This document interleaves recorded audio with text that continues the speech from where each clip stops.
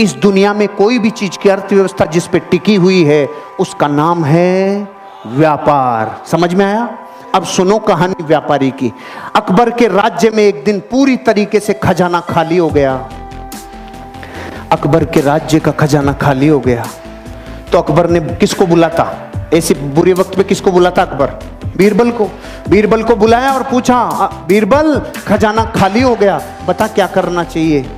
बीरबल ने बोला, साहब इस राज्य का एक व्यापारी है, वो ही मदद करेगा अब तो बुरे वक्त में, और कोई नहीं कर सकता।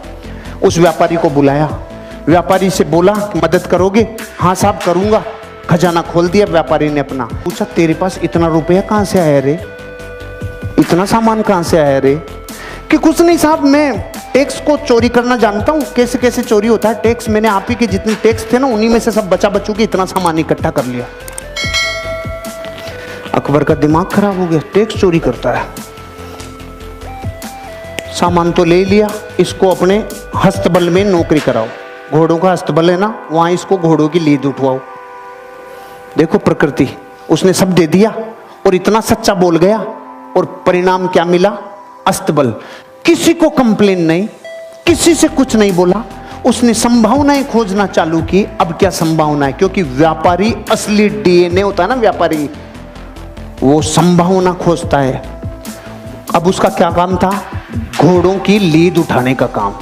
6 महीने बाद अकबर का खजाना फिर खाली। खजाना खाली, किसको बुलाता? बीरबल को। बीरबल को बोला, भाई अब क्या करें, खजाना फिर खाली हो गया। बीरबल ने बोला, उसी को बुलाना पड़ेगा। अरे कि उसके पास अब क्या सामान बचा है? वो तो अपने घोड़ों की लीद उठाता है। कि नहीं, वो व्यापारी है, उसको बुलाओ, मदद वो ही करेगा और कोई कर ही नहीं सकता। उसको वापस बुलाया, भाई खजाना खाली हो गया, कोई मदद कर सकता है? हाँ साहब लो, पहले से ज्यादा लो। अकबर ने बोला, अब की बार कहां से लाया रे तू? कुछ नहीं साहब, आपके जितने भी घुड़सवार थे, जितने भी सेनापति थे, सब भ्रष्टाचारी थे।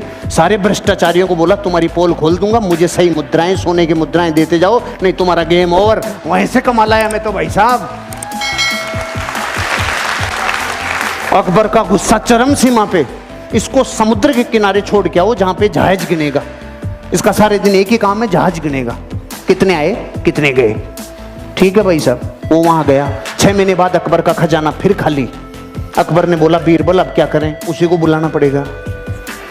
अरे कि उसके पास तो निचोड़ लिया, अब क्या बचा है? कुछ भी हो जाए, बुरे वक्त पे देश को चलाने के लिए व्यापारी की जरूरत है। अरे कि सच में? कि हाँ बुलाओ, भाई मदद करेगा? हाँ साहब, पहले से डबल ले लो। अरे अब की बार कहां से लाया? कि जहाज में जितने लोग आते थे, लोग इधर उधर का माल उधर उधर करते थे, सबको कह दिया राजा ने मेरी ड्यूटियां लगाई है, टाइम पे टैक्स दे दो, टाइम पे सामान दे दो, सारे जहाजों के ऊपर तुम्हारे ऊपर ड्यूटी लगा दूंगा, नहीं तो। वहां से कमाल आया।